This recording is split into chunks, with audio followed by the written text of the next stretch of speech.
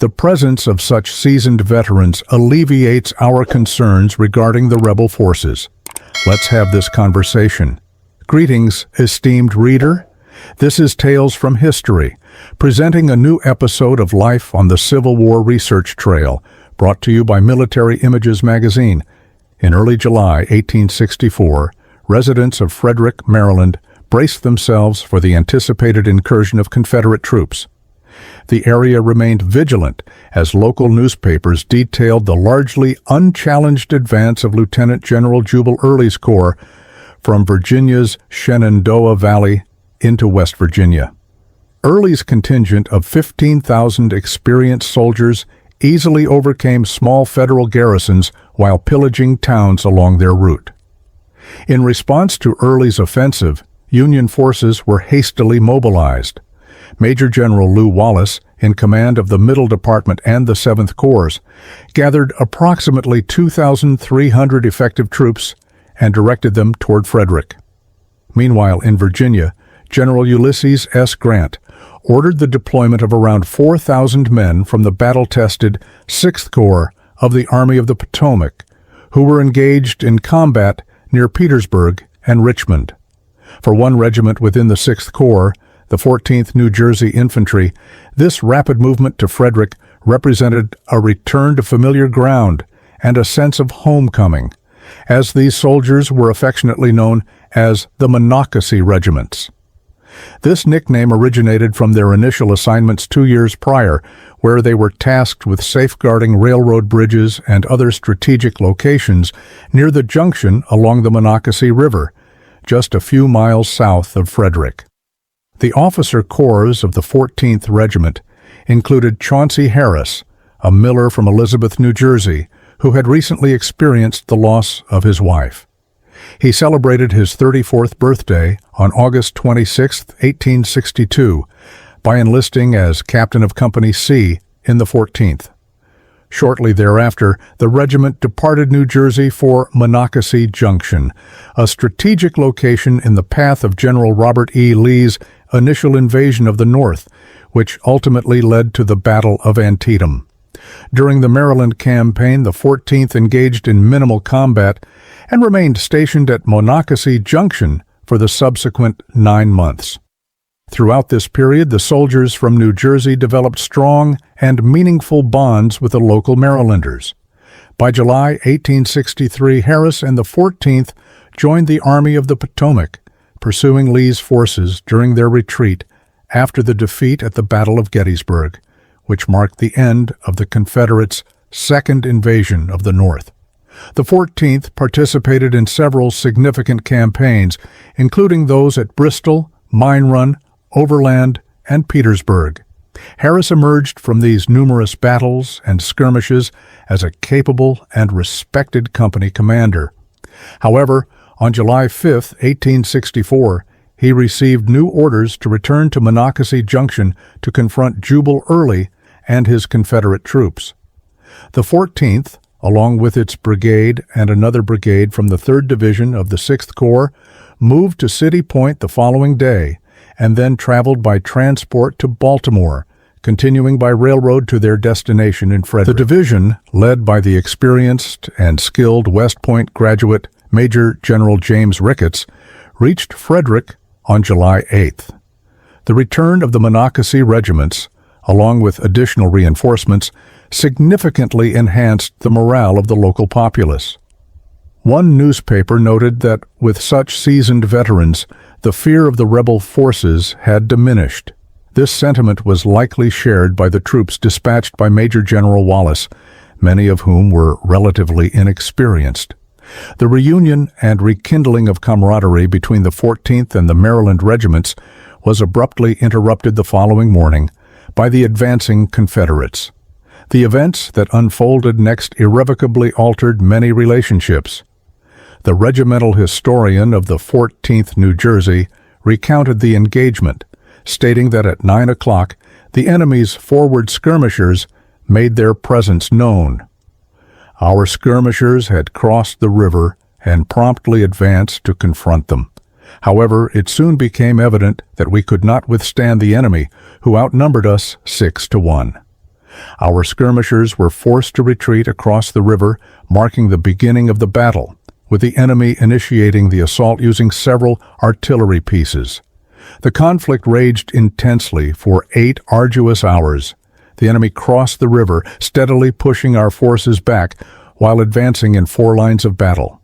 The historian further noted that our small contingent of 5,000 men fought as if the outcome was of utmost importance, managing to repel the enemy several times and leaving the ground littered with rebel casualties. The Confederates, for their part, retaliated fiercely, unleashing a relentless barrage of bullets and artillery fire upon the ranks of the Jersey soldiers. This onslaught resulted in numerous casualties among the troops, particularly among the officers, creating significant and alarming voids in the command structure that were not easily remedied. The hours of combat were marked by a series of attacks and counterattacks, with clouds of gun smoke obscuring the sun as it ascended into the afternoon sky. By 2 o'clock, the 14th's lieutenant colonel and several adjutants had been wounded, leading to the elimination of senior leadership within the regiment, leaving captains to lead the remaining forces of the 14th. The rate of fire intensified dramatically. The Confederates systematically targeted the captains as command shifted from one officer to the next. Following a counterattack by the Jersey troops, a bullet struck Captain James Conover in the leg, resulting in a fatal injury. With the loss of leadership, command of the regiment devolved to Chauncey Harris, the most senior captain among the 3 remaining officers. Harris urged the men forward into what was quickly becoming a desperate last stand. His command, however, was short-lived, as he too fell victim to a bullet that he could not evade. A shot struck him in the left chest, and as comrades assisted him into an ambulance, a second bullet struck his right knee. Shortly thereafter, the captain who succeeded Harris was also mortally wounded, leaving Jacob Janeway as the final captain on the battlefield. Almost immediately after assuming command, Janeway was hit in the shoulder. With no commanders left and the unit reduced to fewer than 100 men, the color guard decimated and unit cohesion shattered. The remaining soldiers of the 14th were compelled to retreat from the field. The regiment's historian later documented the outcome. At 4 o'clock, the command was issued to retreat, which was executed in an orderly manner, with the soldiers contesting every inch of ground we held, albeit with only 4 pieces of artillery that were devoid of ammunition. The enemy unleashed grape and canister fire upon our withdrawing formations, decimating the troops as if they were mere grass. More than half of the division suffered casualties, with several individuals struck in the woods and subsequently captured the following day. In that moment, it became a struggle for individual survival. Knapsacks, haversacks, and even canteens were discarded. Although the Battle of the Monocacy resulted in a setback for Union forces, the 8-hour engagement effectively delayed the advance of Early's corps. By the time the Confederates resumed their march toward Washington, D.C., Lieutenant General Ulysses S. Grant had dispatched additional reinforcements. These troops arrived on the evening of July 11th and spread out to fortify the city's defenses, successfully repelling Early's advance on July 12th. Consequently, the Battle of the Monocacy is also referred to as the battle that safeguarded Washington, D.C. It is appropriate to assert that on that day, the 14th New Jersey Infantry earned the moniker Monocacy Regiment, which became synonymous with their identity. The Monocacy Regiment dedicated itself fully to the defense of its nation and comrades on that summer day, paying a significant price in blood for that honor.